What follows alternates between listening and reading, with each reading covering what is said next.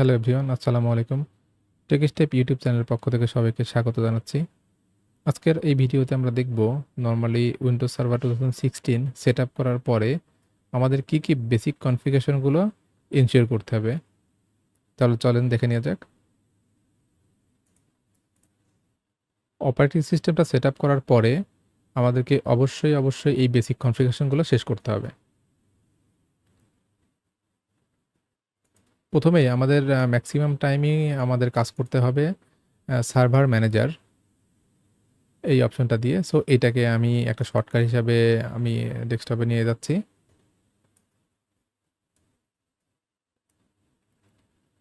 So এই server ম্যানেজারটা open করতেছি।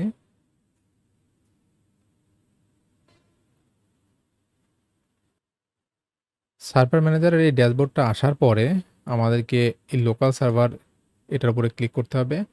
So এখান থেকে আমাদের খুঁজে বের করতে হবে এখানে কম্পিউটার নেম, যেটা হচ্ছে একদম মানে বাই ডিফল্ট একটা নেম থাকে। এটাকে আমাদেরকে চেঞ্জ করে নিজেদের মতো করে এখানে নামটা দিতে হবে। আমরা সাধারণত 2016 সার্ভারটা যেই কাজে লাগাতে যাচ্ছি এর রিলেভেন্ট একটা নাম এখানে আমরা সেট করব। এখানে ক্লিক করার পরে এখান থেকে চেঞ্জ, এখান থেকে সাপোজ আমি হচ্ছে টেক সার্ভার এই নামটা রাখতে যাচ্ছি। সো এটাকে আমি দিয়ে ওকে করছি।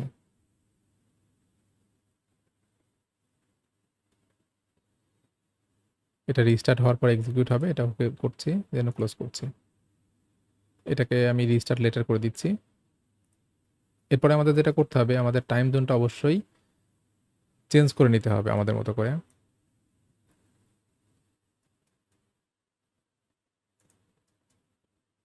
By default US and Canada এটা থাকে।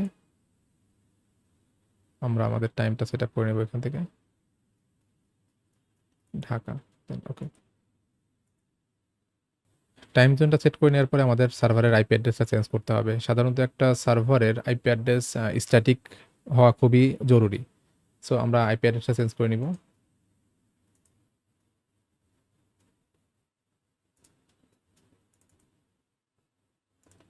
এখানে ডিএসসিপি একটা আইপি আছে, সার্ভারে অবশ্যই ডিএসসিপি আইপিটা চেঞ্জ করে স্ট্যাটিক করে নিতে হবে।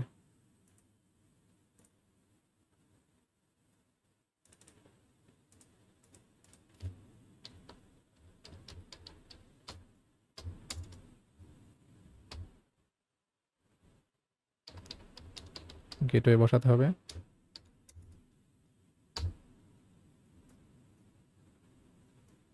ডিএনএস দিতে হবে।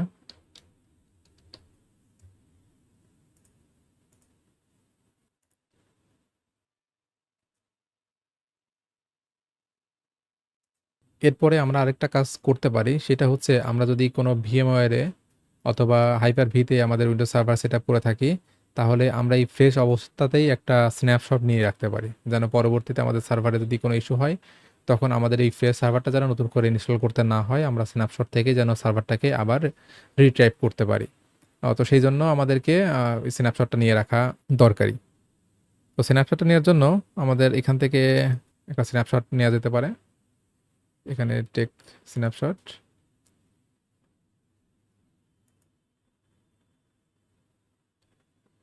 সাথে সাথে স্ন্যাপশট নেওয়া হয়ে গেছে। সো এটাকে যদি আমি চেক করতে যাই তাহলে আবার আমাকে উইন্ডোজ সার্ভার উপর রাইট বাটন ক্লিক করতে হবে। এরপরে স্ন্যাপশট দেখেন এখানে একটা, যদি ফ্রেশ অবস্থাতে আমি আবার রিভার্ট করতে চাই এখানে আমার একটা স্ন্যাপশট এখানে শো করতেছে। সো এই বেসিক কনফিগারেশনগুলো আমাদের উইন্ডোজ সার্ভারের অন্য কোনো ফিচার সেট আপ করার আগেই করে রাখাটা জরুরি। Thanks for watching this videos, please keep in touch for more videos. Thank you so much.